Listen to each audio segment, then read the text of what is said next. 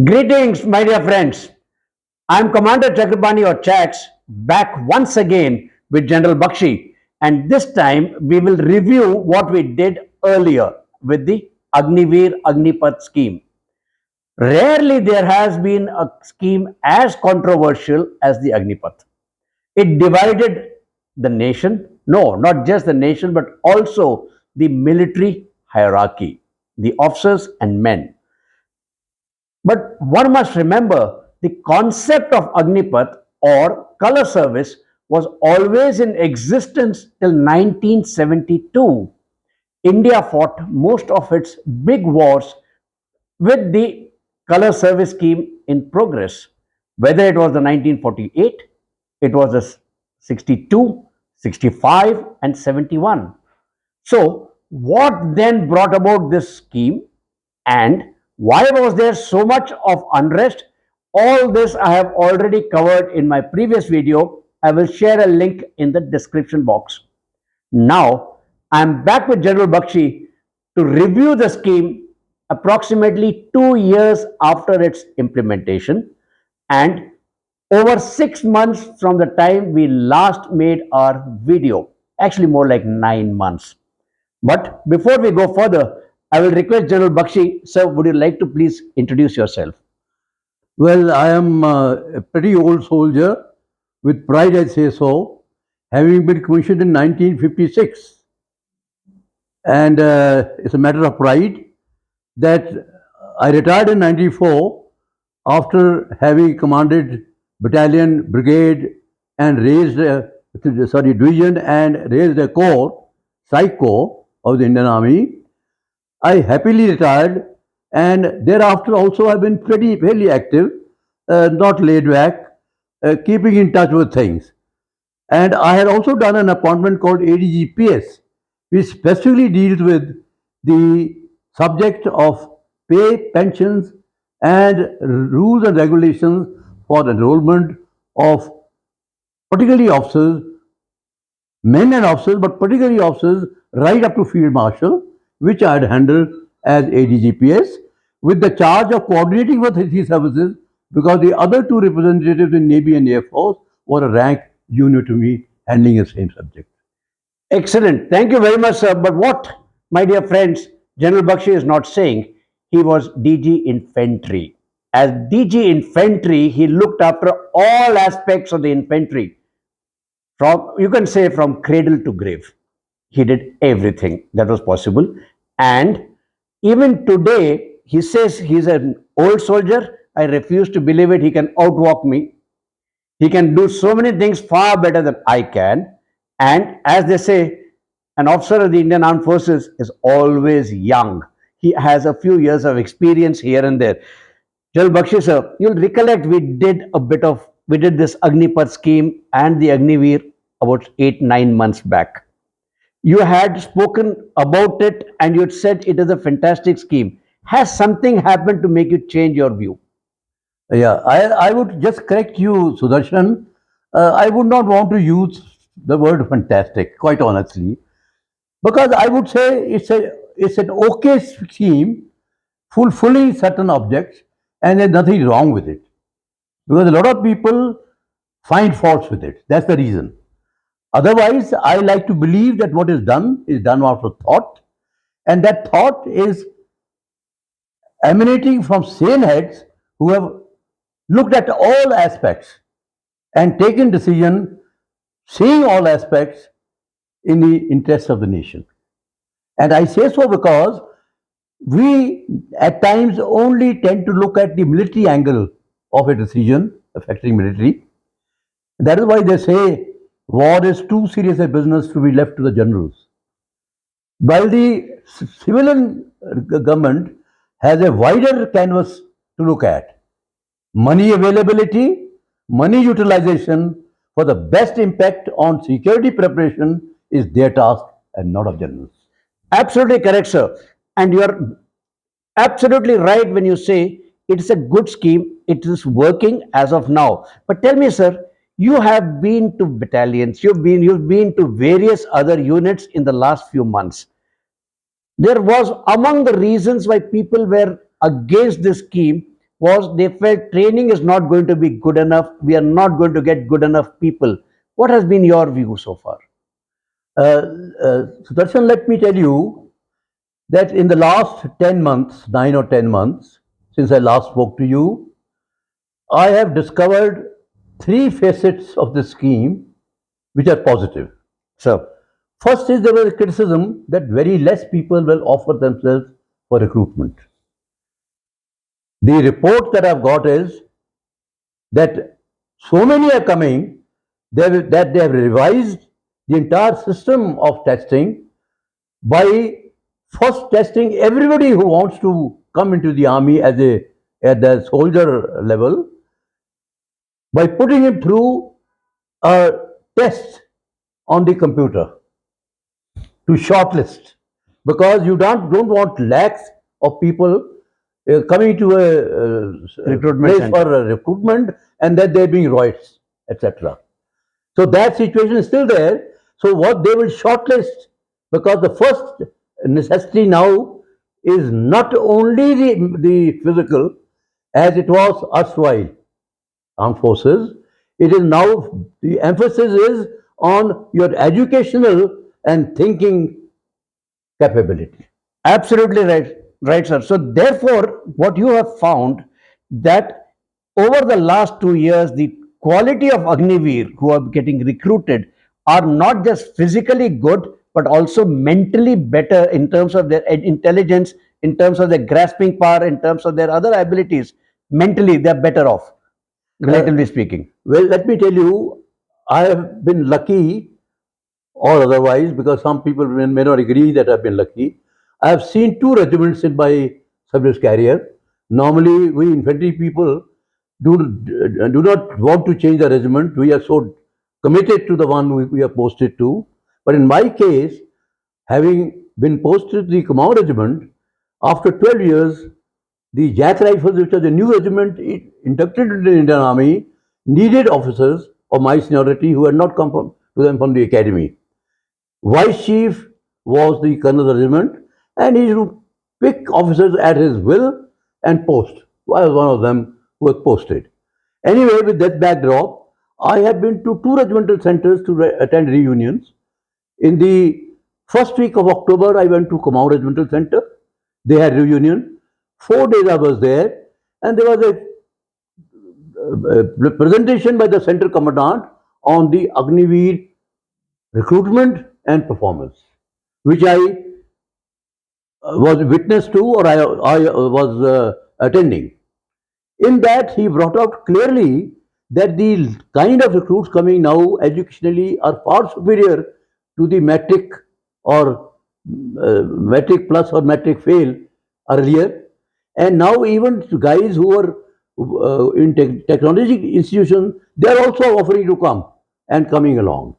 And they have a much wider knowledge and technology background as compared to earlier on. So that's a big change, number one. And number two, he mentioned also, in fact, he mentioned that the performance in the various in the training field is a lot better. And the reason was all of them come with the idea that they want to make it to 25%.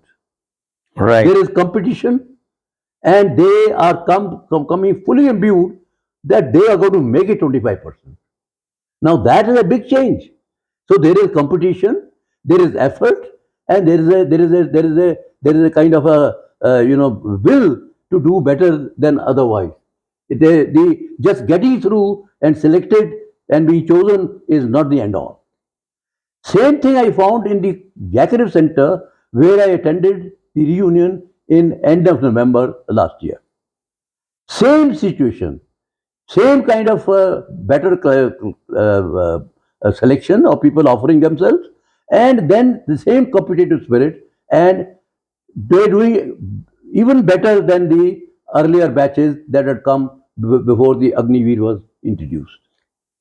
So, what do you want have to say about the motivation level of these Agniveers? You see, let me tell you one part. There is one big change, sort of change in the scheme. One, I mentioned that competitive spirit has come in.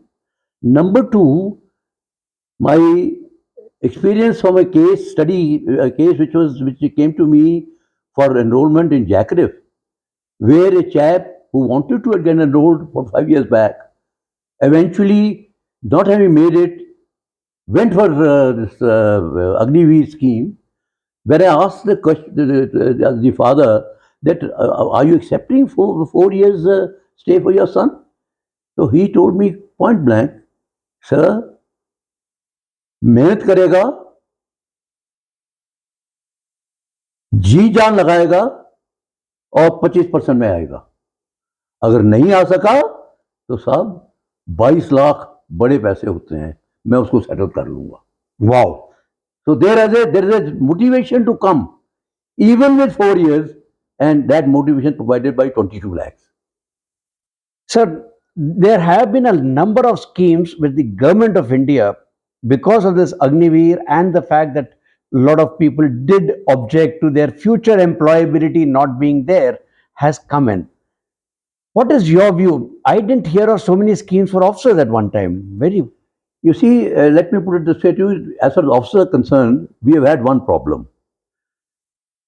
The base is very large.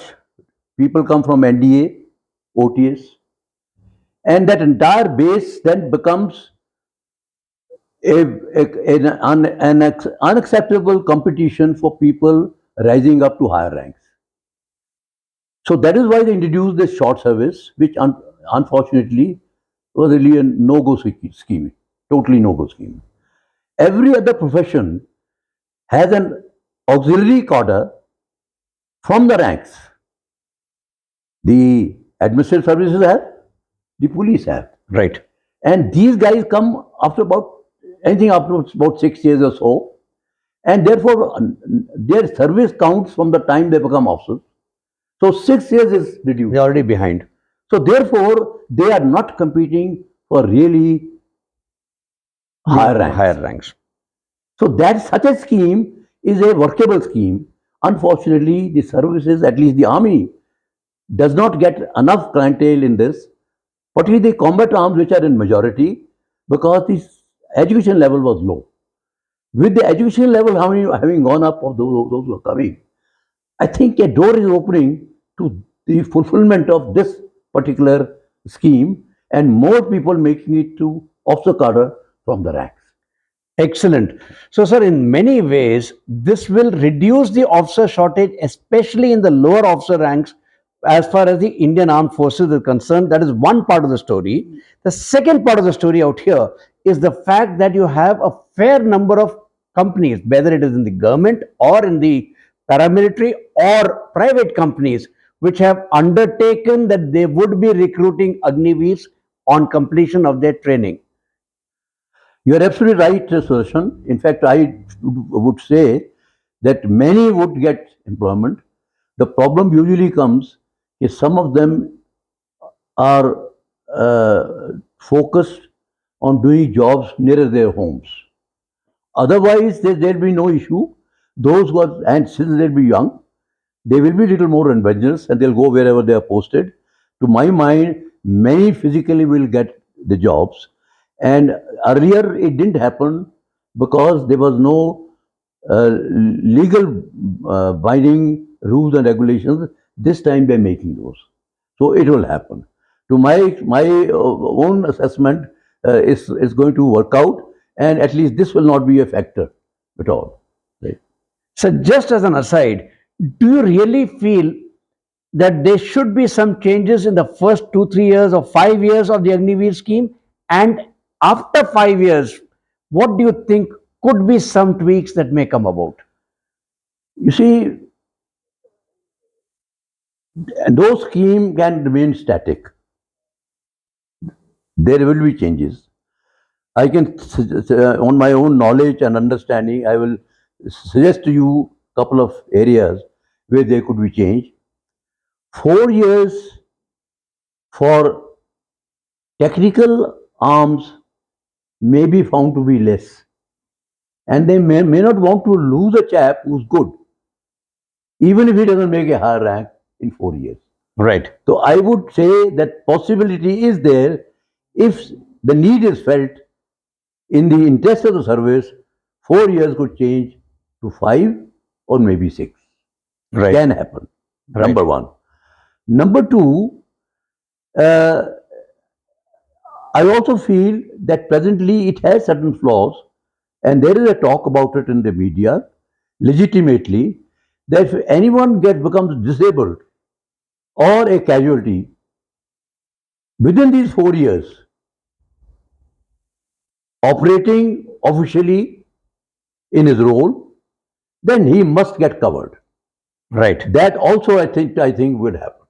Right.